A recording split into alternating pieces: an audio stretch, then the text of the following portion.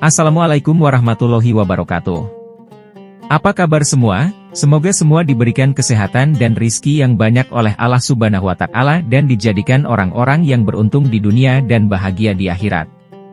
Amin ya Robbal Alamin. Kali ini kami akan membawakan kisah Sayyid Zainal Abidin atau Sunan Cendana atau Pangeran Purna Jiwa atau Purna Jaya, yang menurut kisah merupakan leluhur dari Syaikh Halil Bangkalan. Simak video ini sampai akhirnya ya biar tidak salah paham. Sebelum melanjutkan jangan lupa sodakoh like, share, subscribe, dan beri komentarnya gratis untuk teman-teman semua dan aku doakan semoga diberikan umur panjang dan rizki yang lebih banyak lagi amin. Sunan Cendana.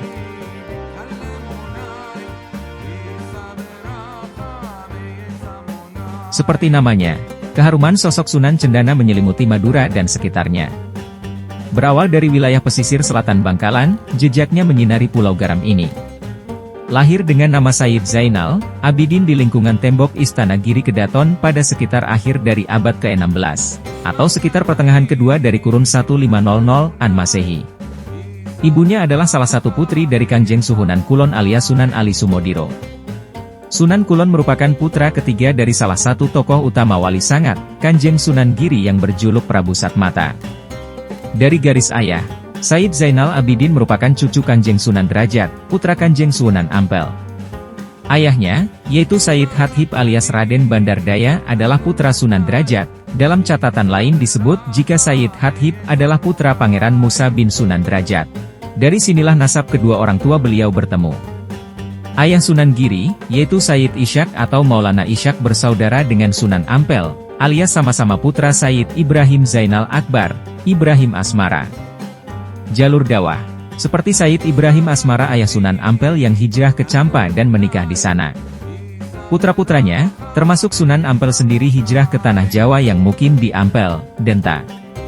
Begitu seterusnya, hingga Sayyid Zainal Abidin yang keluar dari tembok Istana Giri Kedaton dan bermukim di salah satu wilayah pesisir di Madura Barat.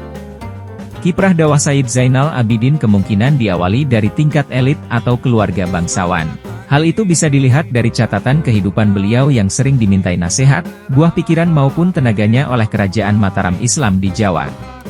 Tentu saja itu sebelum terjadi perselisihan antara Keraton Mataram dan Keraton Giri, yang mana Mataram menganggap Giri sebagai saingan besar yang kemudian berujung pada tragedi besar membumi hanguskan Giri Kedaton.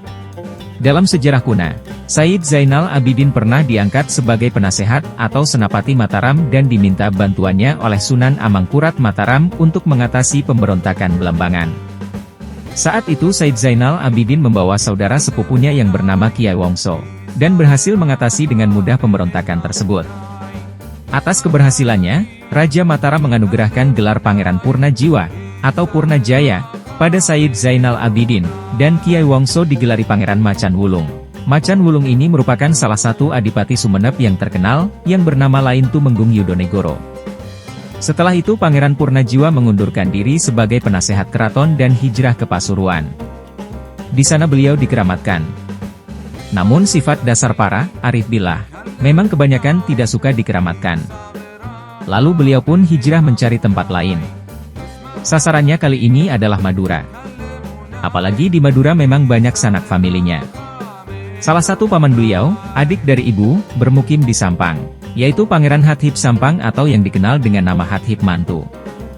Dan memang Sunan Cendana diperintah oleh Sunan Ampel untuk menyebar ajaran agama Islam di Madura, dikarenakan masyarakat Madura masih belum mengetahui ajaran Islam. Maka Sunan Cendana mengikuti perintah apa yang diamanatkan oleh Sunan Ampel. Kemudian beliau berangkatlah menuju ke Pulau Madura dengan berjalan kaki dari Surabaya menuju Pulau Madura, dikarenakan pada zaman dahulu belum ada kendaraan seperti sekarang nih. Maka berjalanlah beliau untuk menuju ke pulau tersebut.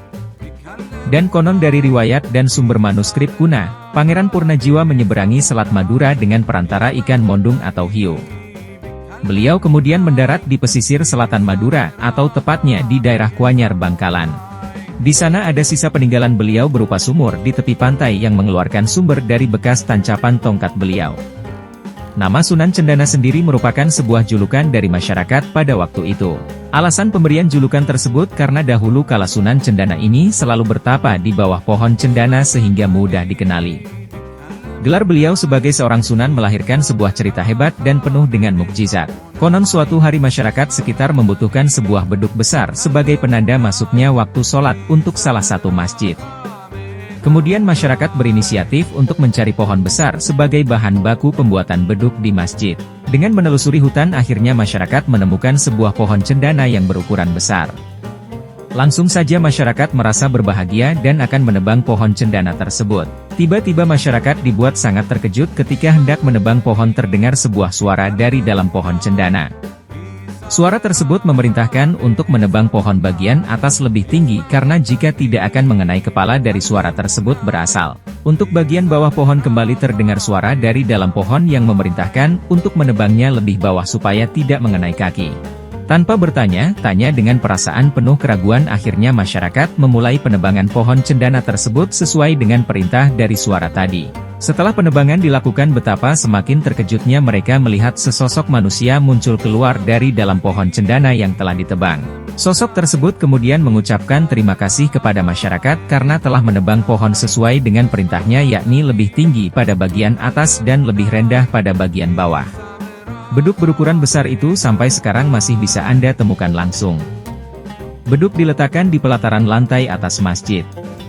Ketika melihat beduk tersebut Anda pasti akan merasa terkejut dengan ukuran beduk yang besar dan pastinya berat. Setelah karomah beliau itu diketahui masyarakat, beliau kemudian menuju Sampang dan bermukim di daerah pamannya, Hatip Mantu. Namun kemudian beliau disusul oleh Panembahan Cakraningrat dan diminta untuk kembali ke Bangkalan untuk dijadikan mustika atau jimatnya Bangkalan. Sebuah peristiwa yang terukir dalam sejarah. Dan keluarlah untayan doa mulia beliau yang masyhur hingga kini, bunyinya, Allahumma zid, alainawa, alaihim, wa ma aula adina awa aula adihim, nimata dunya wa nimatal akhirah, gafarallahu lana awalahum bi rahmatika ya arhamar rahimin. Penerus dari Sunan Cendana. Begitu keramatnya Sunan Cendana, sehingga hampir kebanyakan tokoh ulama besar Madura, dan sebagian besar di Jawa Timur, menuliskan nasabnya pada beliau, meski dari jalur perempuan. Keturunan Sunan Cendana memang menyebar luas. Sehingga tak bisa dipungkiri sanad keilmuan agama Islam di Madura dan sekitarnya bermuara pada Sunan Cendana, baik melalui sanad nasab maupun hubungan guru murid. Dari catatan manuskrip kuna, Sunan Cendana diketahui memiliki 6 putra-putri, yaitu Kiai Adipati Putra Menggala, Sampang, Kiai Jasad, Gresik, Nyai Kumala, Tanjung, Sampang, Nyai Syalih, Nyai Nur, Omben, Sampang, dan Nyai Aminah, Lembung, Bangkalan. Kiai Putra Menggala bergelar Panembahan Sampang dan menurunkan banyak bangsawan dan ulama hingga ke Pamekasan dan Sumenep. Begitu juga saudara-saudara beliau, seperti Kiai Jasad yang menurunkan banyak ulama besar di daerah Tapal Kuda dan Sumenep. Kemudian Nyai Kumala, istri Kiai Abdullah bin Hatip Pesapen bin Hatip Mantu, yang merupakan leluhur para kiai besar di Bangkalan, Sampang, Pamekasan dan Sumenep. Salah satu keturunan Nyai Kumala adalah Kiai Abdul Asim, leluhur Syaihana Halil Bangkalan, dan Kiai Abdul Kidam, Arsoji, Pamekasan. Sekian. Wassalamualaikum warahmatullahi wabarakatuh.